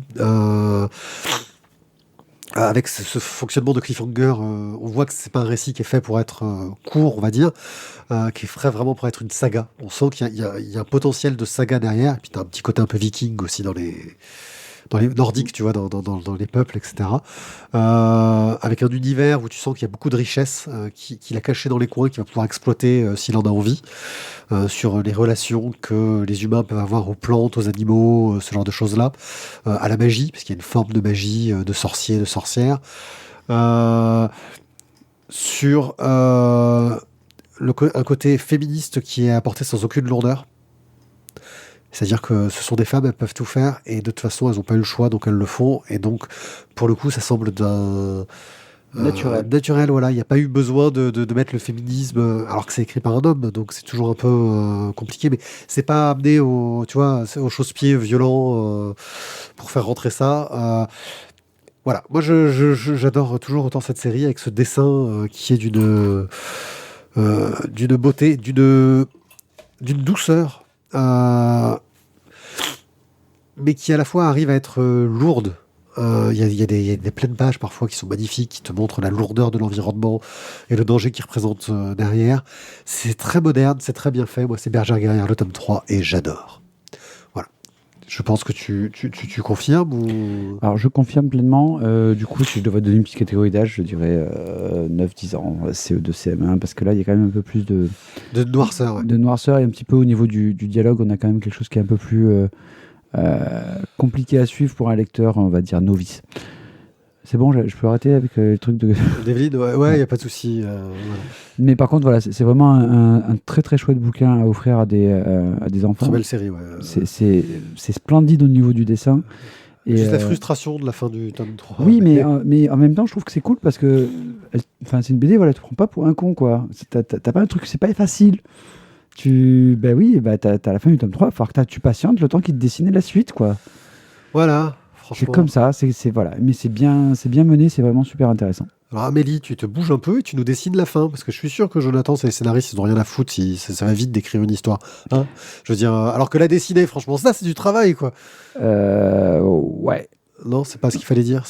Bah après, pour avoir déjà discuté avec quelques scénaristes, ils te disent quand même que finalement, quand même, ils vont plus vite que ils vont quand même beaucoup plus vite que les dessinateurs, ce qui en soi est totalement logique, une logique implacable là, et que eux, ils peuvent faire 2-3 séries en même temps sans aucun souci.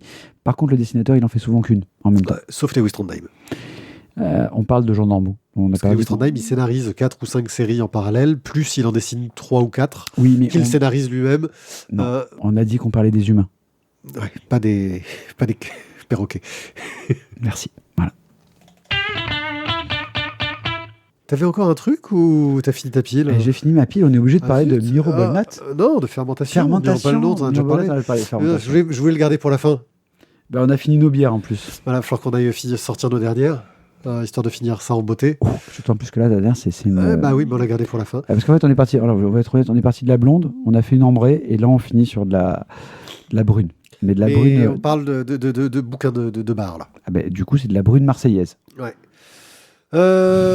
Donc, en gros, on est sur un peu du strip au dessin minimaliste, des personnages qui sont très, très légèrement dessinés, avec un comptoir avec des gens derrière. On devine une tireuse à bière, un fond rouge, histoire de donner un peu de relief à tout ça. Le plan qui est le même tout du long. C'est dessiné par Stepo. Je ne sais pas s'il faut dire STPO ou voilà, je ne saurais pas dire. Et c'est du dialogue de bistrot. La quatrième de couve nous annonce effectivement une chose. Tu as le gars au comptoir qui dit de toute façon, le capitalisme, c'est devenu une fête commerciale. Voilà, je l'ai dit avec le ton. Et donc avec des propos qui sont assez critiques un peu de la société, qui se moquent un peu aussi des choses. On est vraiment dans les brèves de comptoir à l'ancienne, un peu Alman Avermo, tu vois. Mais en moderne quand même, parce que ça traite de sujets un peu plus contemporains, j'ai envie de dire. C'est des petits formats de chez Lapin, donc 12 €. On est encore dans ces BD qui font la place sur un comptoir, même je le mettrais sur un comptoir, sur le gars qui va boire sa bière tout seul au comptoir ou au chiottes. Alors, je pense que ça peut être très très malaisant de le mettre sur un comptoir parce que je dirais la fiction peut rattraper très très vite la réalité quand même, ou la réalité rattrapera la fiction, je ne sais pas, mais un des deux. se sentira mal à l'aise. En tout cas, moi, c'est quelque chose qui m'a bien fait rire. Alors pareil, hein, tu n'es pas sensible à tous les gags à la même mesure. Mais je l'ai laissé dans un coin, je disais une ou deux blagues de temps en temps, et il y a une belle écriture, voilà. C'est vraiment ce genre de BD qui ne tient globalement qu'au texte, en fait. Et on voit que, ouais, il y a un talent pour le dialogue. Et la façon dont les choses sont amenées et sont dites. Et c'est ce qui fait toute sa qualité.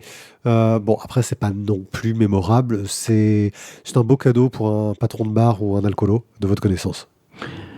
Juste un patron de bar, quand même. Alors, oui, mais en même temps, moi, tu vois, ça m'a questionné, parce que justement, tu as mis l'accent sur le dialogue. Ça m'a questionné, en fait, sur la facilité du lecteur à finalement remplir les cases. Dans le sens, tu as le dialogue qui fait, comme tu dis, qui fait toute la blague, c'est vrai.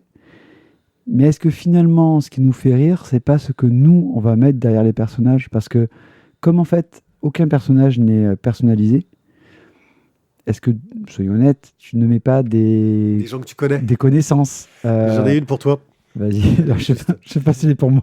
Ce môme dans la classe de ma fille, il continue de taper tout le monde. Au lieu de faire quelque chose, sa mère pouffe en répétant que hihi, c'est comme ça les garçons. C'était pas une raison pour lui en coller une? Bah quoi, moi aussi je suis un garçon. Voilà. Voilà, et ça te parle hein, en tant qu'instit. Ouais. Des fois toi aussi. Surtout quand tu dis à un élève, écoute, je comprendrais tout à fait qu'aujourd'hui tu en aies marre et qu'en fait tu puisses te lever et lui en coller une. Mais en fait, vas-y, fais-le. T'as pas le droit de faire ça. Ah mais moi je lui dis, je te punirai, mais très honnêtement, je comprendrais en fait que tu en aies plein le cul, que ce gamin en fait te fasse chier toute la journée. Ça c'est intérieurement, mais je lui dis qu'en fait oui, vu qu'il t'embête tout le temps, à un moment donné, frappe-le, mais fais-lui mal. Pour qu'au moins ils comprennent que bah, du coup ce qu'il fait c'est douloureux pour les autres. Je te punirai, mais je te punirai avec beaucoup de bienveillance parce que l'air de rien, tu auras fait vraiment un truc. Je te fouetterai avec bienveillance. Non mais parce que tu réalises pas en fait comme une école peut être une sorte de source de conflit pour des gosses et certains en fait avec le système de bienveillance et de oh tout se passera bien, eh bien oui ils sont totalement impunis et à un moment donné tu as envie qu'ils soient punis parce que la punition c'est bien. Bien, fait de mal tourner à la punition, c'est bien. C'était une très belle émission. Je suis ravi d'avoir fait cette émission à l'ancienne avec toi, mon cher Thio. Ah oui, là, on peut dire qu'on est revenu au scoop parce qu'il n'y a plus de caméra, plus de Twitch, plus rien. Là, on est revenu, on a limite. Et il l'a dit au début quand on a commencé. Il a dit c'est quoi, je vais juste mettre un H1 en plein milieu de la table et on fait ça à la sauvage. Au H4, on était, gars, quand on a commencé. Et on avait un petit micro sympa avec des petits Sennheiser. Et là, maintenant, on aurait pu faire au H1, mais là, je pense que au H1, ça aurait quand même. Non, au H1, ça aurait été. Non, à l'arrache, on le faisait avec quand même des micros, quoi. C'est vrai. À nos débuts. Et pour le coup, je vous invite à aller réécouter l'épisode 0 pour écouter la voix du jeune Thio, qui sortait tout juste de Terminal, sans doute à l'époque. C'était avant que Barry White n'envahisse ton corps. Avant que les Monsieur Polype ne viennent sur mes cordes vocales. Bref, voilà. D'ailleurs, en parlant de ça, je préviens tout de suite un jour les auditeurs, on risque d'avoir beaucoup de changements dans l'émission et peut-être qu'à un moment donné, Thio va plus pouvoir participer pendant quelques Oui, alors a priori, je vais sans doute peut-être me faire opérer des cordes vocales parce que ça devient compliqué dans mon travail. Et la personne qui reviendra ne sera plus lui car vous ne reconnaîtrez pas sa voix.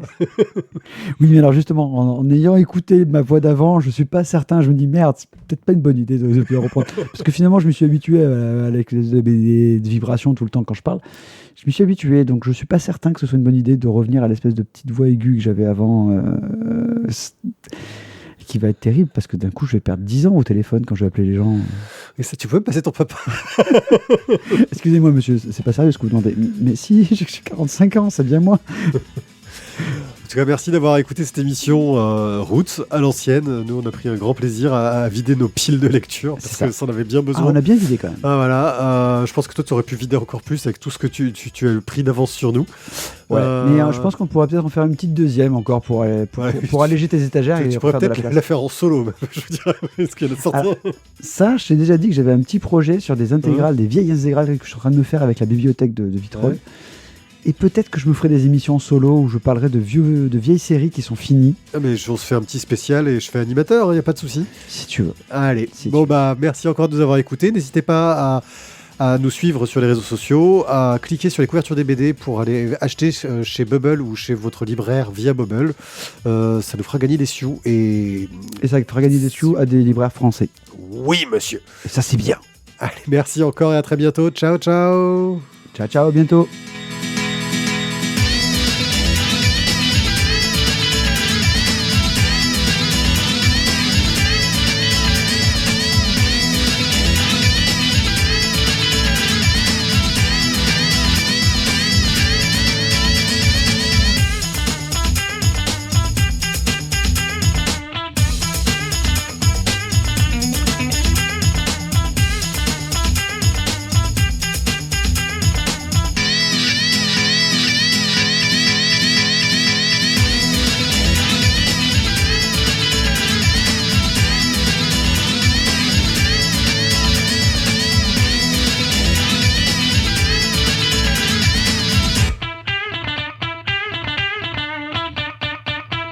La Voix des Bulles présente le One A Club, le podcast BD qui fait n'importe quoi.